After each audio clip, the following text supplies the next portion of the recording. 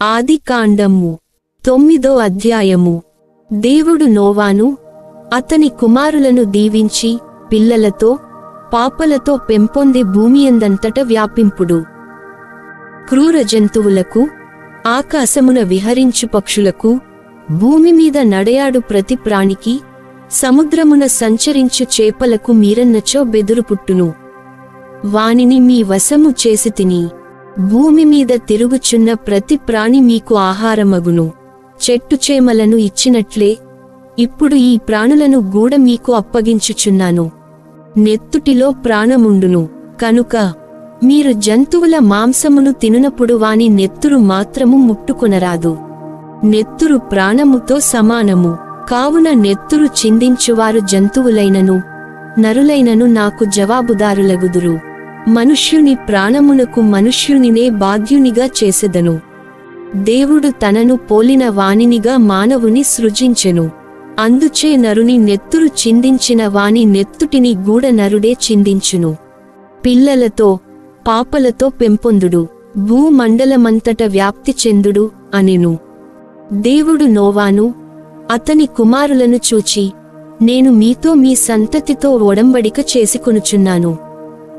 ఓడ నుండి వెలుపలికి వచ్చి మీతో పాటు ఉన్న పక్షులు, పశువులు, క్రూర మృగములు ఇంత ఎందులకు? మీ చెంతనున్న ప్రతి ప్రాణితో గూడ ఒడంబడిక చేసుకొనుచున్నాను. మీతోనూ ఒడంబడిక చేసుకొనుచున్నాను. మరల ఇంకెప్పుడు ప్రాణులు జలప్రళయమున సమసిపోవు. భూమిని నాశనము చేయు నీటి ముంపు తిరిగి ఏనాడును రాదు. తరతరముల వరకు నాకును మీకును మీతో పాటున్న ఈ ప్రాణులకును నడుమ ఈ ఒడంబడిక గుర్తును ఉంచుచున్నాను. నాకు భూమికి నడుమ ఉన్న ఒడంబడికకు గుర్తుగా మేఘములలో రంగుల ధనుస్సును ఉంచుచున్నాను. నేను మబ్బులతో నేలను కప్పినప్పుడు మేఘములలో నా విల్లు కనబడును. అప్పుడు నాకును మీకును ప్రతి ప్రాణికి నడుమ నేను చేసిన ఈ ఒడంబడికను గుర్తు చేసి కొందును. తిరిగి ఏనాడును జలములు పొంగి ప్రాణులను నాశనము చేయవు. రంగుల ధనుస్సు మేఘములలో ఉండును. దానిని నేను చూచినప్పుడు దేవునకు భూమి మీద జీవరాశికి నడుమ ఉన్న శాశ్వత నిబంధనమును గుర్తు చేసి కొందును అని అనెను. దేవుడు నోవాతో, నాకు భూమి మీది ప్రాణులకు నడుమ ఉన్న ఒడంబడిక గుర్తు ఇదే అని అనెను. షేము, హాము, యాఫెతు అను ముగ్గురు ఓడ నుండి వెలుపలికి వచ్చిన నోవా కుమారులు. హాము కనానుకు తండ్రి. వీరు ముగ్గురు నోవా కుమారులు. వారి సంతతి భూమండలమంతట వ్యాపించెను. నోవా సేద్యము చేసి ద్రాక్ష తోటలు వేయమొదలిడెను.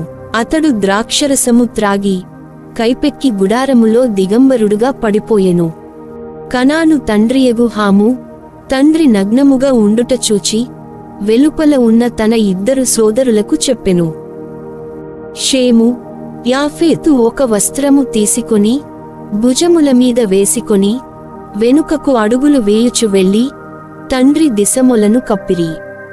వారు ముందువైపు మొగములు పెట్టియుండుటచే దిగంబరుడైన తండ్రి వైపు చూడలేదు. మత్తు దిగిన తరువాత నోవా కడగొట్టు కొడుకు చేసిన పని తెలిసికొని ఇట్లనెను, కనాను శపితుడై సోదరులకు బానిసగునుగాక. అతడు ఇంక ఇట్లనెను, మేము దేవుడగు యావే కొనియాడబడునుగాక. కనాను షేము బానిస అగునుగాక. దేవుని దయవలన యాఫెతు వృద్ధి చెంది షేము సంతతివారి నడుమ నివసించుగాక. కనాను వానికి బానిస అగునుగాక. జలప్రళయము తరువాత నోవా 350 ఏండ్లు బ్రతికెను. చనిపోవు నాటికి అతని వయస్సు 950 ఏండ్లు.